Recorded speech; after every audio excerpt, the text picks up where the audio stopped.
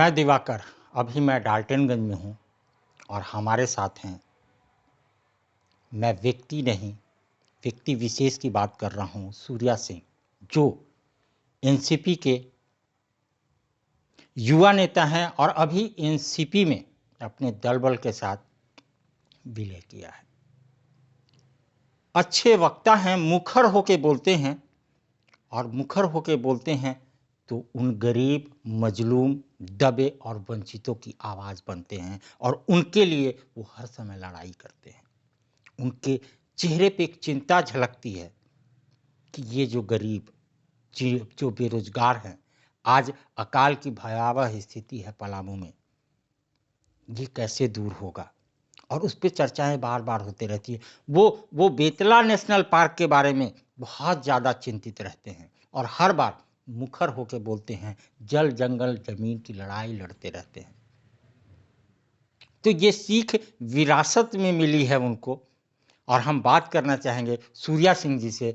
सूर्या, ये जो पेटला नेशनल पार्क जो हमारे यहाँ एक धरोहर है, जिसे हम बड़े तर्ज पे कर करके यहाँ पे रोजगार वगैरह, जैसा कि आप बोलते हैं, आपको मैं सुनता रहता हूँ, तो आप पेटला नेशनल पार्क और उन गरीबों के लिए बहुत चिंतित रहते हैं। देखिए, बेतला नेशनल पार्क, जैसा मैं पहले भी बोल रहा हूँ, ये हम सभी के स्वाभिमान से जुड़ा हुआ है।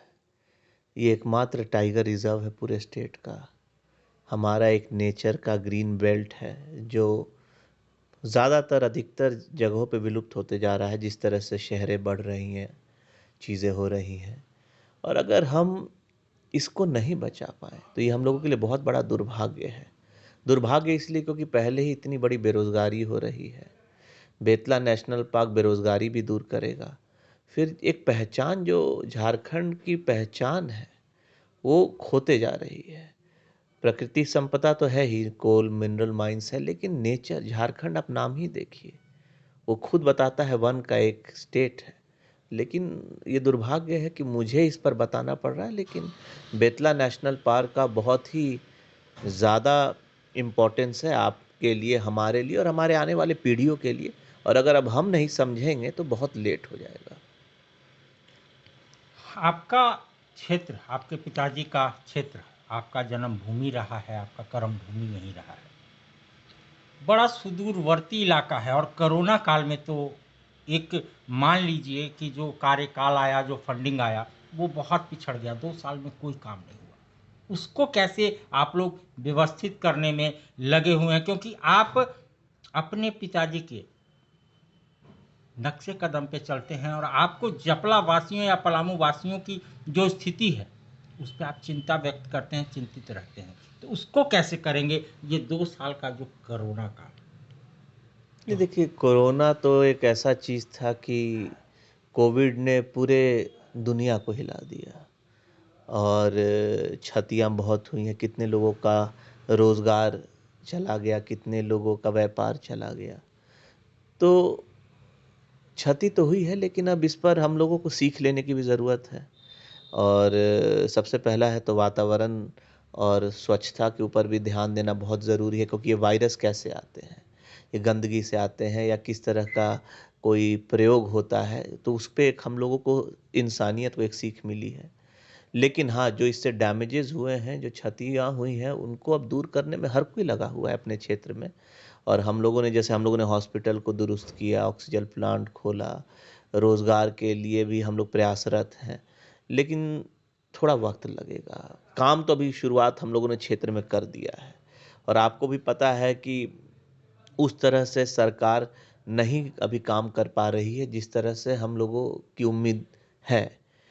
लेकिन देखिए, मैं बहुत ही इसमें ऑप्टिमिस्टिक हूँ। मैं सोचता हूँ कि जल्द ही चीज़ें और पटरी पे आएँगी और कोविड के द्वारा जो नुकसान हुआ है, उसको भरपाई हम लोग करेंगे। और ख़ासकर बेरोज़गारी जो सबसे बड़ा मुद्दा है, उसको हम लोग कैसे दूर करें, अब हमें मिल-जुल करके उस पर प्रयास करना चाहिए। जपला जिला बनने के तर्ज पे आप हर समय इसको उठाते रहते हैं, इसमें प्रयासरत हैं और क्रमबद्ध तरीके से इसको करने के लिए सोच रहे हैं। तो जपला जिला कब तक? देखिए, जपला को जिला बनाने का मांग हम ही उठा सकते हैं, क्योंकि जिला बनने का जो टर्म्स है, जो भी विकास हुआ है लगभग सभी हम लोगों ने किया है। तो अब जपला जिला बनने के योग्य है, इसीलिए हम लोग, पहले लोग बोलते थे जपला में क्या है।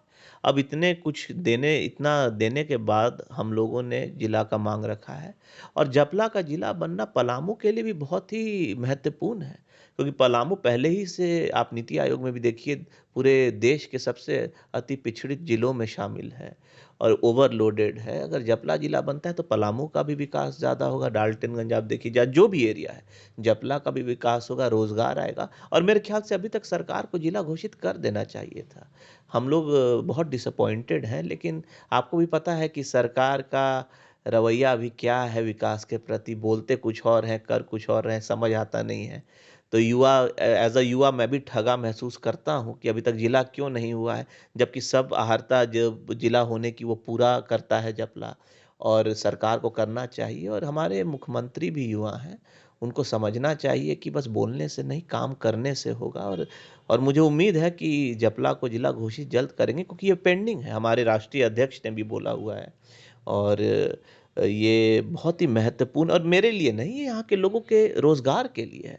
मुख्यमंत्री जी बोलते हैं कि रोजगार उनकी प्राथमिकता है, और जिला ही बनाने से लाखों लोगों की रोजगार हो जाएगी, तो उनको सोचना चाहिए, ये अगर बोलते हैं तो करना भी चाहिए। चपला विधानसभा क्षेत्र, उसमें हरिहरगंज, छतरपुर के कुछ इलाके आते हैं जो जंगल इलाके हैं, जहाँ पे कमलेश सिंह जी के मंत्री के कार्यकाल में सड़क दुरुस्त हुई।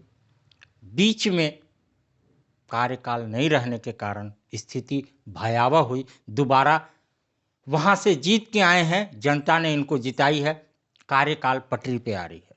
तो वो जगह पलामू जैसे सबसे पूरे भारत में सुदूरवर्ती इलाकों में आता है, पिछड़ा इलाकों में आता है। वैसे मैं कहूँगा कि जो जपला विधानसभा क्षेत्र है वो पलामू में सबसे पिछड़े इलाके में आता है। काम कितना कीजिएगा, विकास तो होना है, लेकिन उस हिसाब से फंड मिलता है। कोई साल, 2 साल, 5 साल और 10 साल में उस क्षेत्र का विकास नहीं होता। लेकिन जहाँ पे कमलेश सिंह जी और उनके पुत्र सूर्या सिंह जी, एक वाकया हमें याद आता है, कोरोना काल का। उस टाइम मैं दिल्ली में था और यहाँ के लोग जामिया में भूखे तड़प रहे थे। तो उस टाइम भी सूर्या सिंह जी के द्वारा वहाँ पे आटा, चावल, तेल 10,000 रुपए के पहुँचाए गए थे। मैं उसका साक्षी हूँ। तो ऐसे गरीबों के लिए, गरीबों के मसीहा, ऐसे रत्न को जपला ने सराहा है, अपने सरमौर बनाया है, अपने पलकों पे बिठाया है, और इन्होंने उनके चीज़ों पे खरा उतरने का काम किया है। और सूर्या सिंह जी और यहाँ के मंत्री जी का हर समय आप देखते होंगे, चाहे वो ट्विटर पे, चाहे वो फेसबुक पे, चाहे कहीं भी, डाल्टनगंज में एयरपोर्ट, इनका कहना है देवघर में क्यों, डाल्टनगंज में क्यों नहीं। आइए सूर्या सिंह। आप इस चीज़ पे गौर करिएगा कि हमारी लड़ाई क्या है। हमारी लड़ाई है बेरोजगारी दूर करने की। और बेरोजगारी कैसे दूर होगा? बेरोजगारी तब दूर होगा जब यहाँ पे रोजगार लगाने उद्योग आएंगे। उद्योग कैसे आएंगे? जब यहाँ पर आने जाने का सुविधा बड़े बड़े बिजनेसमैन को मिले। और उसका सबसे बड़ा उदाहरण था एयरपोर्ट। हमारे पास एयर स्ट्रिप है, चार्टर प्लेन्स भी लैंड करते हैं, चाहे वो इंदिरा गांधी हो, चाहे जो भी आते थे, यूज़ करते थे। आज से मैं 30 साल 35 साल पहले की बात कर रहा हूँ। तो क्या कारण है कि हमारे पास मेरा एयर स्ट्रिप है, आपको अभी केंद्र के द्वारा उड़ान स्कीम में उसका नाम भी है, और वहाँ पे एयरपोर्ट की घोषणा क्यों नहीं होती है?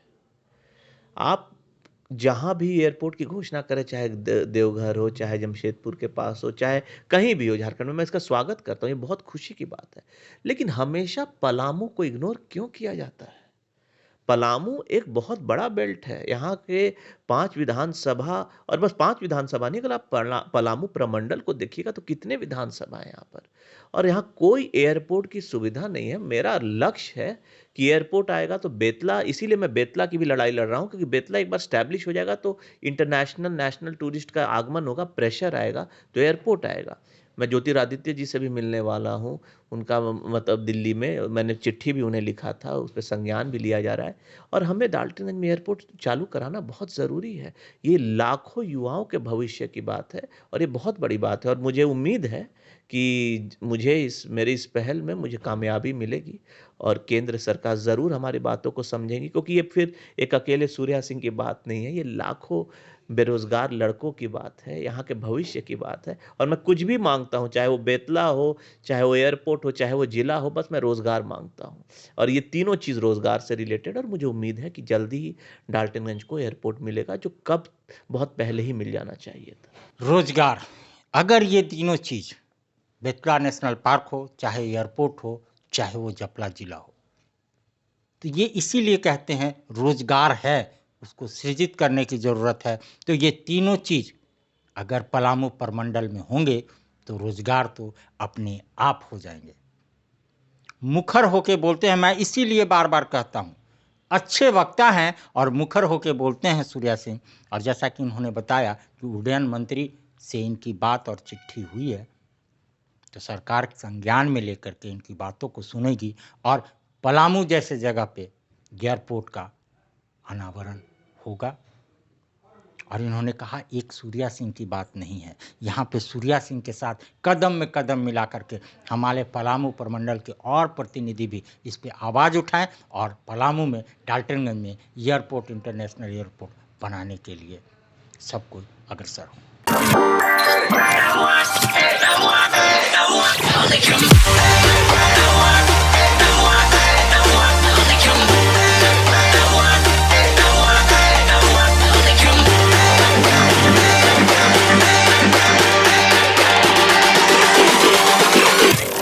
At maximum power.